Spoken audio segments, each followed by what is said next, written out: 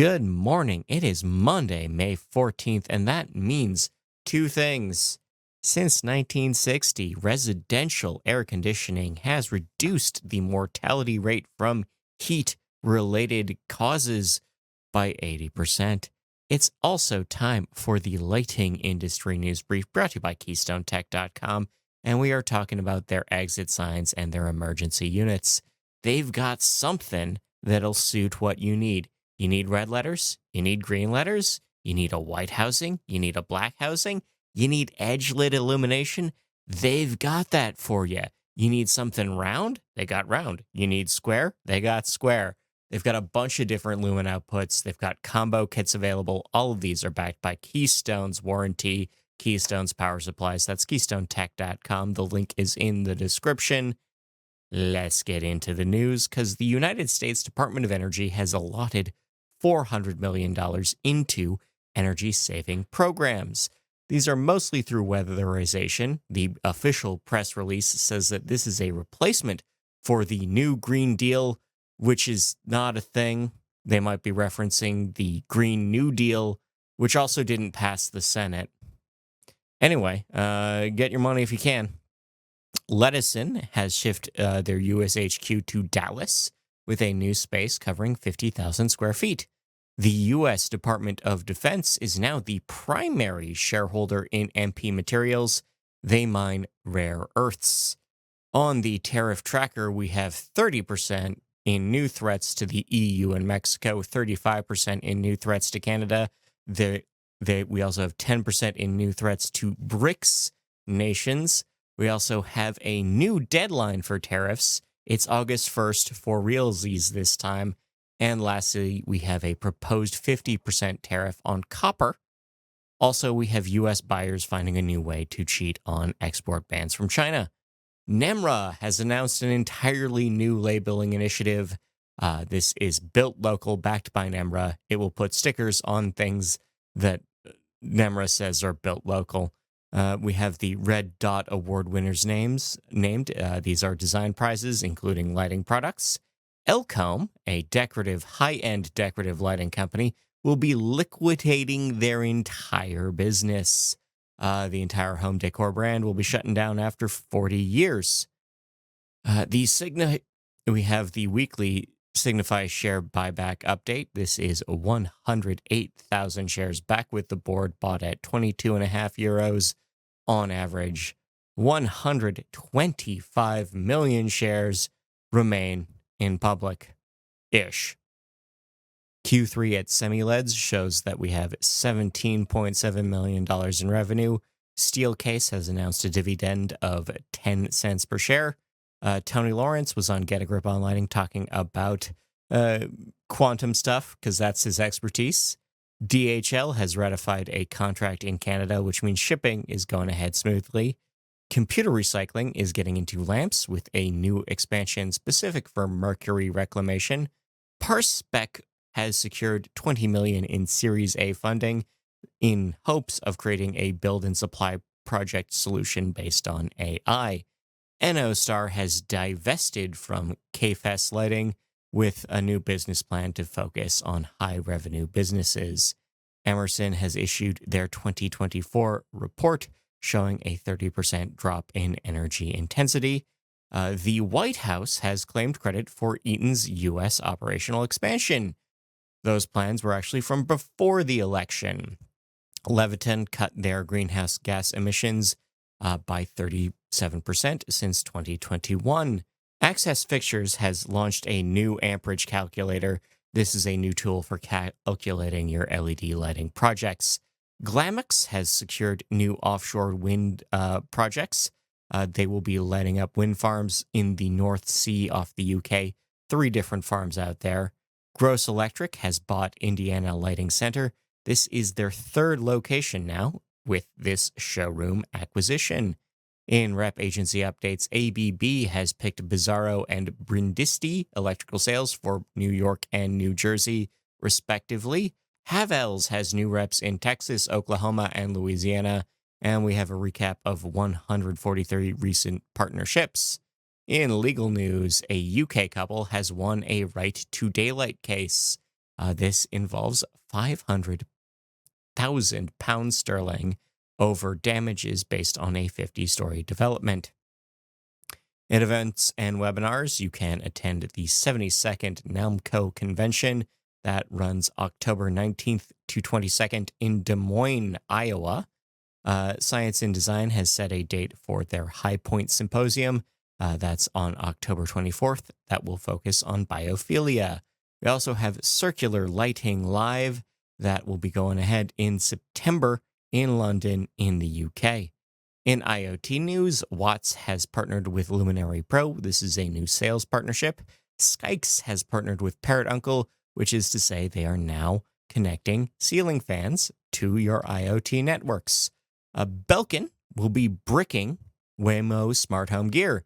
Anything that is not already running on the Thread protocol will just stop working at the end of the month the end of the month of January 2026. Chris Boccario was on the Lighting Controls podcast.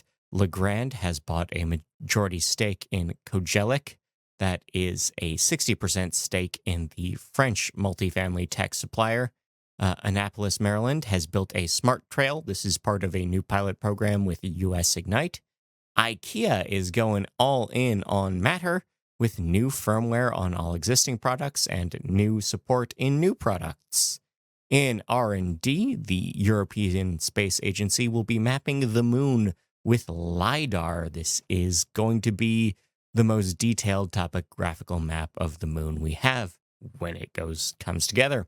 We also have KSU testing UV lighting for ham. Yes, that's right. UV disinfection to prevent mites in dry cured pork products. On the dark side of things, we have Allen being linked with heart issues yet again. Lighting Europe is calling for a new approach on light pollution. Light at Night has been connected with neurodevelopmental disorder in mice. Equinox hotels, especially in New York City, have opened a new sleep lab. Night owls, which is to say people who start their days later, are unfairly maligned. That's right. There is night owl phobia. There is a genuine discrimination against guys who like to sleep in. I know this. This has been my life, my entire life. James Selecki was on Restoring Darkness. Bavarian Forest is now a dark sky park. A group of Texas oil and gas operators are adopting a specific set of dark sky rules. Lighting rules have been proposed for Deschutes County, Oregon. We have sea turtle conservationists complaining about highway lighting in Brunswick, Georgia. Malaysia has begun work on a national level light pollution guideline. Santa Barbara, California schools are opting into new shielded lighting. Kaiser, Oregon is planning new lighting rules. Mayflies have begun their annual swarm of a Lancaster Bridge in Pennsylvania. Saratoga, Utah residents are complaining about proposed drive-thrus and the light pollution that will come from them. And we have a new condemnation of infrastructure projects on the U.S.-Mexico border by jaguar experts. Jaguars being the large predatory cats, not the car brand. In horticultural news, we have a new use for LEDs in solidifying pepper tomato grafts, which is to say you can graft pepper plants onto tomato plants if you want to grow them that way, and LEDs help that stabilize. FOS has built a new 1 million square foot cannabis facility in Nevada. We have new funds coming to the food industry in Ontario for LEDs, and Portsmouth, Rhode Island has got a grant for a school to build a solar farm. In recommended reading, all of these articles are on nailed.org. You can also get a lot more at nailed.org, but these are the articles I want you to read. We have something is going on with Del Vero's bankruptcy proceedings. We have what manufacturing is doing right now. We have industry reactions to the national budget bill. We have color theory and circadian rhythm in promoting employee productivity. We have the question of standards being great, but actually what we need is collaboration. We have how architects are reacting to daylight in Norway and how they manage it. We have an interview with Ken Cartmill. We have an interview with David Goddard on the circular economy. We have what it means to do good business in the green spaces. We have an 86-year recap of Peerless Electric Company. We have how to understand an induction lamp, something that comes up in LS1 if you don't remember. And why do chameleons glow under UV light? We also have a business case study of Signify's move to Tijuana and a case study of MSU and Peco Foods and their project together. More locally, Ohio has announced a new school transport safety plan. Marion County, Indiana is offering new energy projects to nonprofits. The VFW Post Memorial at Owensboro, Kentucky has won an AOLP, that's the Association of Outdoor Lighting Professional Award. Brownstown City in Texas has secured $17 million in street and park projects. Youngstown, Ohio has just too much money from their traffic cams. They don't know how to spend it. They actually can't spend it. There's a bunch of legal rigmarole about that. In Cheshire, Connecticut, we have funds for retrofits and schools and public buildings. Liberty Center, Ohio has set up a new PACE program. Cotati City, California is planning microgrids. Peoria, Arizona is offering grants to homeowners associations. In Casper, Wyoming, we have a delay on a park lighting project over funding. In Toledo, Ohio, a utility has been found to be slow in fixing downed lamp posts. In Tucson, Arizona, we have struggles with copper thefts. We have Ontario debating who pays for retrofits in multifamily rental spaces. St. Mary's, Ontario has received an anonymous donation to pay for trail lighting. Harrisville, Utah is setting up their 10-year plan for street and sports field lighting. San Dimas, California, known for its high school football team, is planning to reopen parks after a series of work. San Diego, California has new funds for community projects, and Ignis, Ontario has celebrated $1 million in provincial funds for community centers. Internationally, the Signify Dixon project in India will go by the name Lightanium, and Leadvance enjoyed 4 wins at the German Brand Awards. In People News, Paul Bouzian has been named Senior Project Engineer at Shattershield. We have 2 new leaders at MaxLight. We have Mike Harris being named CIO and CTO at Shark Ninja. Samantha Bornson has been named Regional Sales Manager at Noramco. We have Dranzin Jarkovic being joining Max 2 agencies.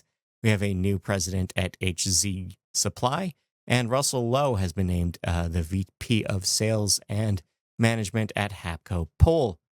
We also have some weird stuff, including a better understanding of how daylight was used in the Parthenon, the ancient Greek temple. You can also build a shadow clock, a Cistercian clock, compete in the 1 Hertz challenge. Monica Lewinsky is anti-fluorescent lighting. She is against it, but for reasons that are a bit different than some other people we might have heard about. And we have a new fitness school for women exclusively that attaches LEDs to what pro wrestling commentators call their lower abdomen, and they don't say why. I'm not sure why this is a thing. Anyway, I'm Scott Wachter. I want to thank you for your time, for your attention, for leaving a rating, for leaving a review, for telling a friend, or otherwise just enjoying anything from our sponsors as well as Nailed. I will be back in a week. Take care of yourself. Enjoy the music. See ya.